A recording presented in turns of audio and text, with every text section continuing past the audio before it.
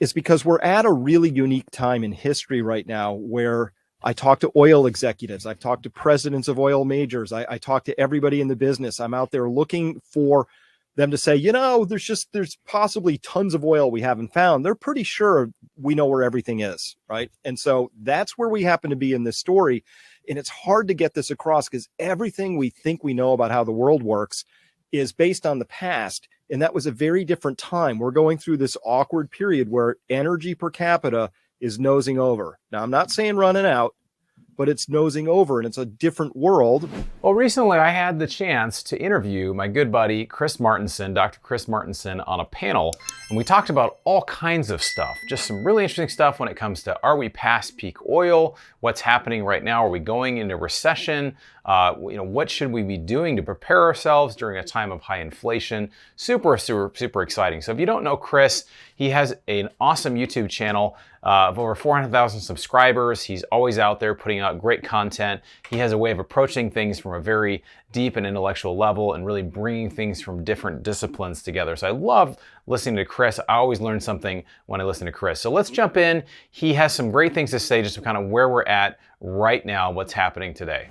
Just not much to add. I really was taken for the theory of Eric Jansen of iTulip way back in 98. He called it the Kapoom theory, which was that when we get into these big printathons, that the choices are really bleak. It's like David said, there's a rock and a hard place. The rock is you crash your financial markets, which means you fundamentally crash your economy because they're living on cheap credit, or you crash the currency system, but you crash it upwards in an inflationary spiral. So what do you do?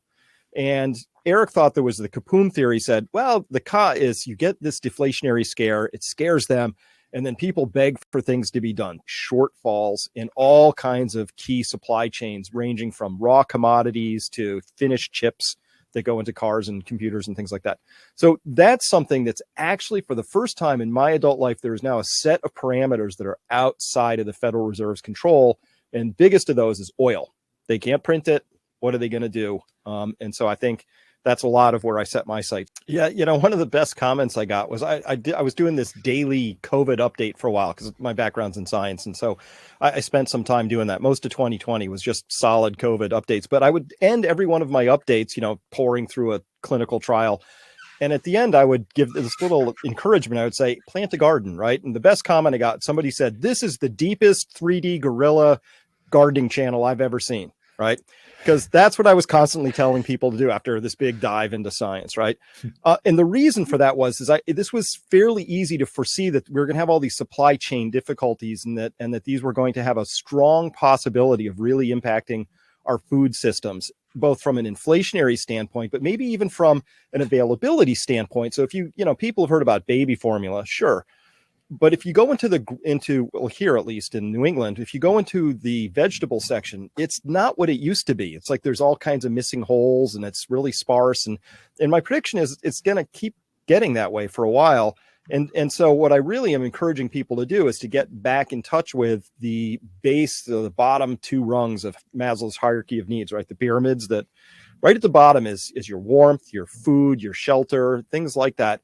I really think that this is going to be an area where people, if they're going to be facing high inflation, the extent to which you can control those down at that bottom end, like one of the best investments you could possibly make here in New England, better than anything Wall Street could promise you, is to re-insulate your house. It's astonishing. It has like this 18% ROI for most people. So I really advise that people look at these trends that we have going on that are structural in nature. We're not going to be solving the oil shortfall for years to come. The reason for that is that in 2015, there was a huge collapse in the price of oil. Short time after that, it even went negative for a little while. So I love what Chris said about Maslow's hierarchy of needs, right? We have to start with the most basic needs. What do we need to be able to survive?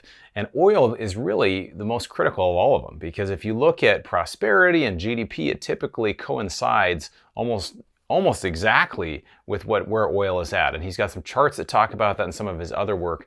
But what he's doing now to prepare is he's learning to be more sustainable. He's got a farm of 270 acres. He's going to talk a little bit about some steps that he's doing to be prepared for major changes that are coming ahead. What's negative oil? It's a weird thing. And then it was very low. It was lower than the cost of the all-in production cost. So guess what? First investment decisions, the FIDs in the oil majors, didn't happen. We didn't have deep water wells being put in. We didn't have all sorts of onshore investment. And that was 2015, 16, 17, 18, 19. That's in the bag. And there's nothing we can do about that. Even if we threw trillions at trying to speed up the process of finding more oil, you can't. It's not how the business works. So one of the things I've been looking at when I saw that happening was, I said sometime around 2021, 22 was where we were going to feel that first bite of that oil issue, and it's going to be with us for years. So that's where I think we're at, and that literally impacts everything else out there, from food to energy to a lot of derivative things that are hard to get your arms around. But that's the future I see. I'm pretty much at the stage where I'm throwing cash out the door. I'll just anything I can buy to have the big brown truck of happiness roll up and drop a package off. I'm way irresponsibly into metals and real estate right now. I'm sitting here in Western Massachusetts on about 270 acres, and it's trees and water. So I'm really at the very, I'm way down into resources at this point in time. That's where I want to be. And I'm convinced that when, not if, but when, as David talked about, when we see the Federal Reserve just open those floodgates again, that's when I give to all of my followers the run, don't walk signal, third base, just run home and just spend it all, get into things. So yeah. Well, I have a same thing as Robert. So I have a variety. I've got a lot of physical gold, but I also have gold held in accounts. I consider that's liquid, highly liquid. I can be in and out of that and convert that into cash anytime I want within hours. So it's a very, very fast, very liquid market. So to me, that is it's like a better savings account. And then I do invest a lot in my business. I've really expanded my business this year and got a whole new team on board. And I'm really expanding into the opportunities that I have before me. I think that inflationary environments are extraordinary opportunities. We're facing what I consider to be insurmountable opportunity right now. There's so many new business categories out there because I'm fundamentally in the media business on one level, and our mainstream media is completely dropping the ball, and they can't get out of their own way to figure out how to fix themselves. So that's an extraordinary business opportunity for me because people seem to like context-rich, truthy kind of news and information that they can use. So for me, I think that these environments like we have right now, a lot of people are going to experience them, especially if you're clinging to an old model that's getting just chewed up by this thing. That's very bad. But it always opens new opportunities. So the advice here, the best liquidity I have is to just be nimble and understand that for every closed door, there are these new opening doors that are happening, but it's highly chaotic environment. So you got to be quick. Well, it is so important to be ready for changes as they're coming, right? He's going to talk in this next section about central bank digital currencies, other changes with inflation, and really what governments are doing right now and what you can do to prepare yourself for what's coming. Well, I'm like you. I've got a toe in the water. It's just, I think, to keep my attention on it. I'm really enamored with the technology. I think it could be do a lot of things, but I've been waiting for that killer app for like 13 years now. Like where is that? I'm still waiting for that thing. Besides, this is a great place to speculate. And so we're all kind of waiting for that thing to come along. And then I've been really creeped out by looking at the central bank digital currencies, the CBDCs, right? They've come along, and the Bank of England said, hey, we have some decisions to make because once we unleash these things, we'll be able to gate people from preventing them from spending money on this versus that. Is your weight a little high? Your central bank digital currency is no good at McDonald's or, whatever. So that creepy totalitarian side of that, I'm not a fan of at all. And so I'm a little worried about that because I see a big push and you can just feel it coming. And I know that you mentioned Canada. I really don't trust the way the Canadian government has behaved towards its own people. I don't like the marginalization. It feels like a way for a despot to really have their way and overexert their power. And I have not been at all happy with how they've been exerting their power so far. And, they've really been driving wedges and dividing people. And it feels like a divide and conquer kind of a thing. So that's my concern about it. I think it was a great experiment. It got run, but governments, of course, immediately took that and found ways, I think, to begin turning it into a very bad idea. Who knew? right? But that's what I see coming in that side. So I'm not a fan of the early direction I've seen the CBDCs going. Three big things, and I'll start with the third one, which relates to what Robert was just talking about. A good friend of mine is busy trying to find rural property, right? So he wants, minimum 10 acres, but 20 or 30 would be better. And it's just getting outbid all over the place. Meanwhile, in cities, we're starting to already see the slowdown in housing. So that was a big trend I thought was going to be coming, is people moving out of cities into more rural areas, but they don't want to live super far out. So those sort of exurby, that next ring out of cities, I think is still seeing a lot of pressure from people wanting to buy and move into those situations.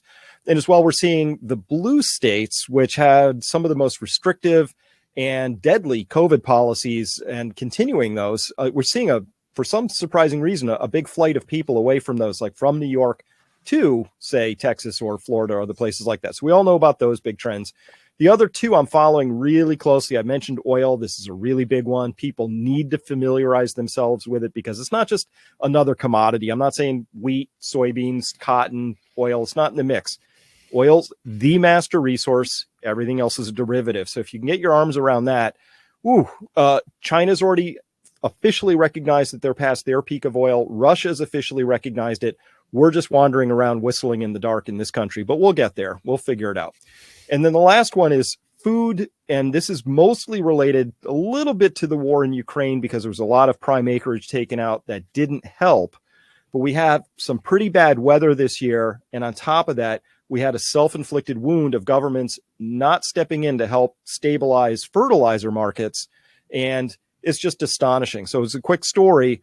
A lot of farmers did not fertilize their spring wanted to fertilize, but we did spend that $48 billion in Ukraine, right? So priorities, again, bad leadership all over the Western world has led to, I think, what's going to be a really miserable harvest this year.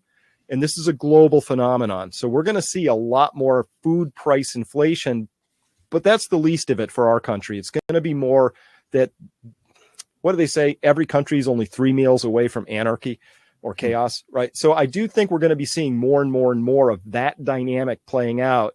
And I'm really worried about Europe, because Europe has shot itself in both its feet on all of these fronts. And I'm really worried about what's going to happen there. And of course, domino effect, banking crisis starts there. Who knows? But we're really facing a lot of stress. So my advice to that is keep your eyes on those big things. And you got to be a super Gretzky to skate to where this puck is going, because this is all new situation.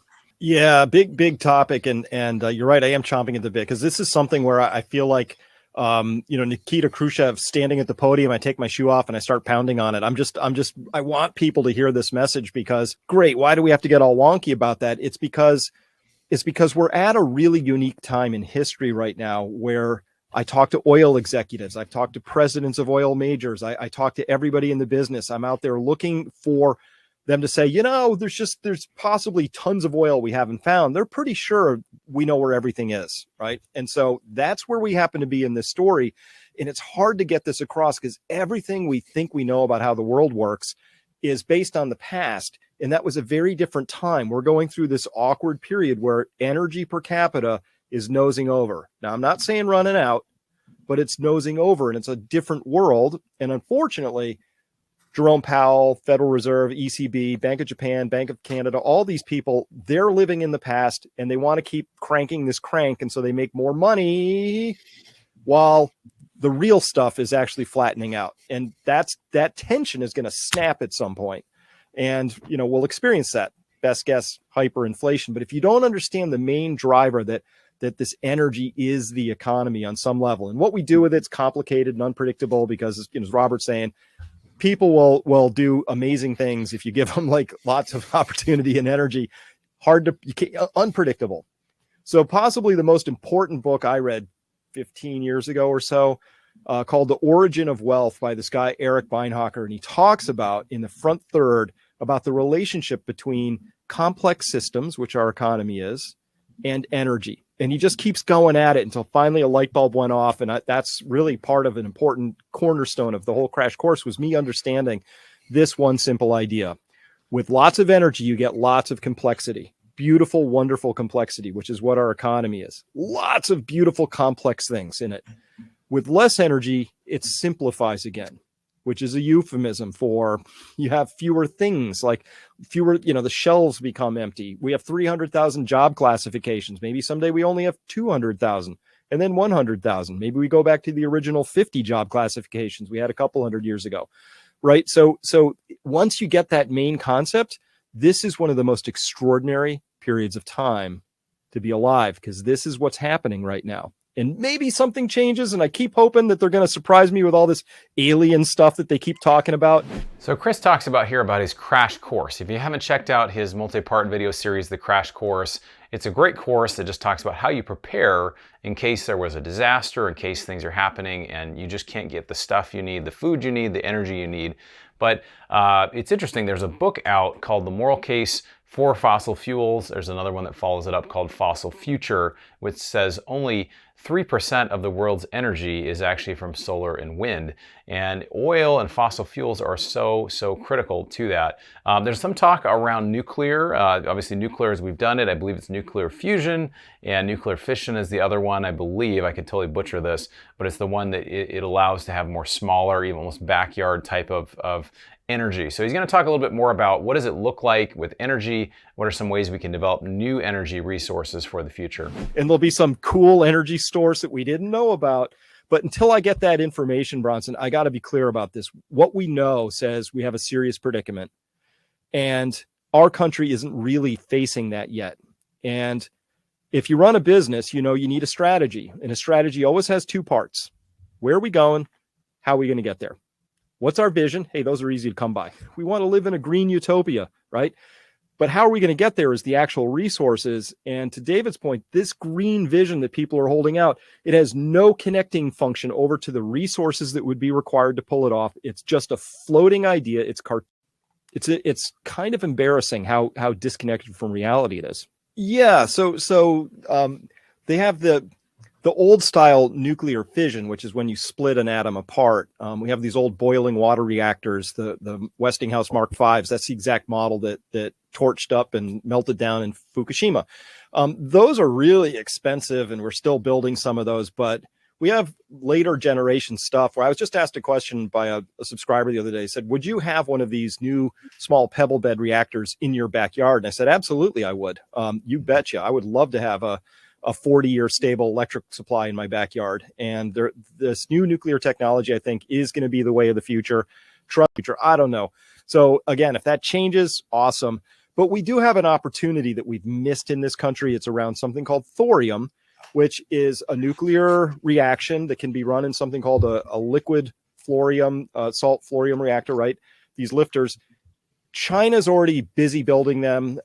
They have a pilot plant running. India's busy figuring out how to run these things. We had one running in the 1950s late at Oak Ridge, shut it down because it was uninteresting. It doesn't make bomb grade uranium. It just doesn't make interesting stuff. So we went a different direction from a military standpoint, but that's another area where if we had a comprehensive energy policy, if we were putting efforts towards that, these could really be a legit solution. So once we get there, if we have enough of, as Robert's saying, we have all this power we want to plug into the wall. If we can get that electricity out of thorium, out of fission, hopefully maybe fusion if it ever comes along, if we can get that, then we can go about the process of hydrolyzing water and getting hydrogen and oxygen and taking that hydrogen, and we could have there's really cool technologies, what we could do with hydrogen.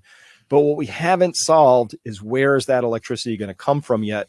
And that's going to take massive amounts of investment. And if we're smart, we'll go that direction. It's not quite the green revolution. This would be something but I would be really, I would jump up and down with joy if all of a sudden the DOE announced, we're not giving $1 trillion to Goldman Sachs this year.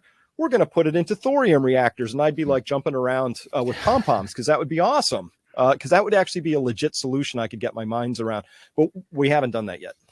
Yeah, different question. I actually do think inflation will be a little bit higher in January. It's still got a lot of legs.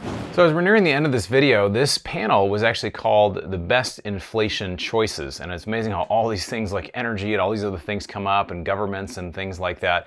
But really the best choices, at least in Chris's mind, is really gold is a great choice, investing in preparedness, preparing, maybe learning how to plant and grow food, or I have a farm stand at my house, which is something that people are doing to help try to create sustainable food sources, and then really looking at new sources of energy and really preparing for a time of inflation. So again, if you haven't followed Chris, I recommend you check out his channel, Chris Martenson, Dr. Chris Martenson.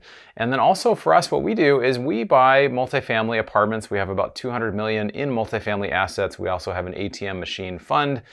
We help passive investors to cultivate communities and really to receive a predictable cash flow over time. So, and also save on taxes. So if you're interested in touching base with us, click one of the links below, or you can check out bronsonequity.com. And thanks for taking the time to educate yourself. Consider subscribing, and we'll see you on the next video.